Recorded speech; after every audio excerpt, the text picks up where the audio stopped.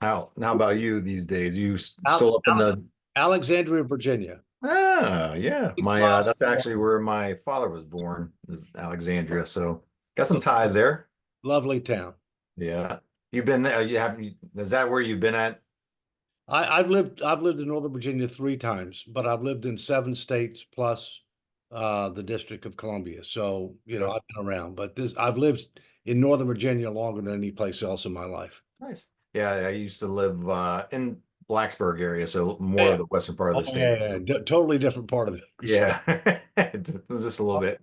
I think Well, she's ready when you are. Go ahead. yeah, we'll get started here. So I appreciate first of all you coming on and doing the podcast with me and so just tell everybody a little bit about yourself and how you became got into the Comptroller General position and your duration of time that you were there. Sure, Ernie. It's good to be with you. I'm a CPA by training. I had an accounting degree. I started out in public accounting with Price Waterhouse and Coopers and Lybrand. I Okay. then went into government and ran two federal agencies that dealt with pensions and healthcare for Reagan and Bush 41. I was a trustee of Social Security and Medicare. I was a global partner for Arthur Andersen, ran a worldwide service line for them for about 10 years. Then I got appointed as Comptroller General of the United States by Bill Clinton, which is Auditor General, Chief Accountability Officer, and CEO of the U.S. Government Accountability Office. After that, I ran 2 not-for-profits. I was a strategic advisor for PricewaterhouseCoopers and a professor at the Naval Academy. So I've had a very diverse background. And during that time, I was also chairman of the audit committee for the United Nations. So I've been a fairly busy guy. Yeah, I'd say so. I mean, let's just keep adding some on there for you. So obviously you've been through a lot. You sat with three different presidents and gone through several different cycles and different personalities really, right, in the office. So was there really any differential in what you did with each of those presidents? Oh, absolutely. Because in the case of Reagan and Bush 41, I was actually a member of their administration. So I actually ran a federal agency in the executive branch, during their administration. When I was a trustee of Social Security and Medicare, that spanned both Bush 41 and Clinton, but you technically were representing the public. You weren't part of an administration. Okay. I was Comptroller General of the United States. I headed a legislative branch agency, and that was during the Clinton and Bush 43 administrations. So Yeah. I didn't work for the presidents. In fact, I had to be independent from the presidents because we helped the Congress oversee the executive branch for the benefit of the American people. And so, but they're all very different personalities, and public service is a high calling, and I enjoyed it. Although, if you're honest, which I am, you don't make any money in it. Yeah. I was just say that's it's always kind of interesting to pull back the curtain a little bit behind political and people in political power. But so I appreciate that. Well, what is so in your envision of the current comptroller and those kind of evolving through the coming years with all the really political light of the changing economic and political landscapes, like what do you see kind of challenges that they're going to be facing with those uh, that's happening and currently will be happening? Well, there's only been 8 Comptroller Generals of the United States in the history of the country. It's the longest tenure and the most difficult appointment process of any position in the entire federal government. It's a 15-year term, but you can be paroled for good behavior, if you will. They can't force you to stay 15. I stayed about 10. And the current Comptroller General is a guy by the name of Gene Dodaro, and I know him very well because he was my number two. I picked him to be my number two. He was a career official. He's the first career official to ever be named Comptroller General, and frankly, I think he's probably going to be the last career official to be named Comptroller General, and he's done a good job. But he's only got less than 2 years left before he has to leave. And the Congress hasn't started the process to identify a successor yet. And given past history, they probably won't start until too late to get it done on time, but we'll see. So yeah, what well, I was gonna say, obviously, this the light of this year's, presidential run is going to be, one for the books, right? So but what's so What's your thoughts with the long-term side of the sustainability of like programs like Social Security and the Medicare?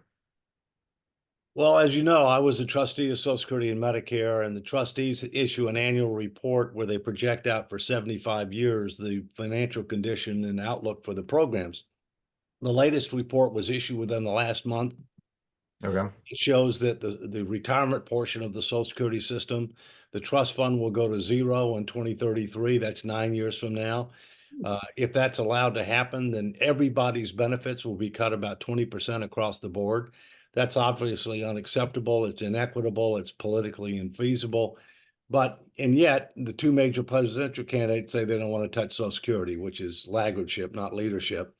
Yeah. Medicare has got serious problems. I mean, the Medicare system has got double the unfunded obligations that Social Security does. We're going to have to deal with that as part of another round of comprehensive health care reform. And then the overall government finances have deteriorated dramatically since I left. We have record debt to GDP. Fastest growing expense is interest. It's already passed the defense budget. And yet people aren't doing anything about it. And so I'm trying to push to make sure that in the debates, among other things, that they focus on what are they going to do to put our finances in order? What are they going to do to save Social Security? Because they've not been addressing it effectively to date. Yeah. Yeah.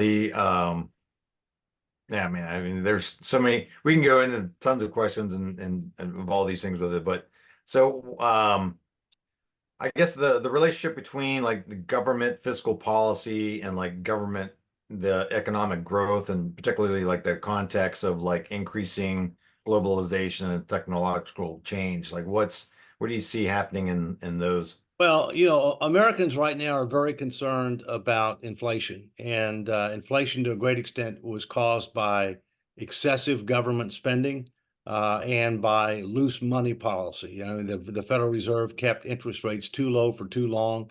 They engaged in trillions of dollars of self-dealing in U.S. debt. Those things ended up resulting in excess inflation, significant increases in interest rates. Um, Inflation is up about 20% since the current president took office. And while it's come down from the peak of 9.1% in June of 22, it's still too high. And inflation with regard to things like energy, housing, uh, you know, and other food, as an example, is really higher than that. And so we got to get spending under control. Yeah. And then once we get spending under control and get our deficits under control, then we can end up bringing down interest rates and everybody will feel better. But that's not likely to happen unless you get different leadership at the top. Yeah. Well, obviously, I got behind me. I got your book, America in 2040, still a superpower. With the question mark. So tell us a little bit about that, and we'll kind of wrap up with you on your book there. Well, I wrote it because I've got a very unusual background. It's a wake-up call, a call to action, and a way forward. It's got citizen-tested solutions in it, where 77 to 97% of the public supported a number of ideas that I put out there. The answer to the question on the cover of the book is yes, if you follow the guidance in the book, and maybe no, if you don't follow the guidance in the book. And you can find out more about it at www.americain2040.com. And thanks for the interview, Ernie. I appreciate it very much. Absolutely. I appreciate your time and your knowledge and thank you so much. All the best.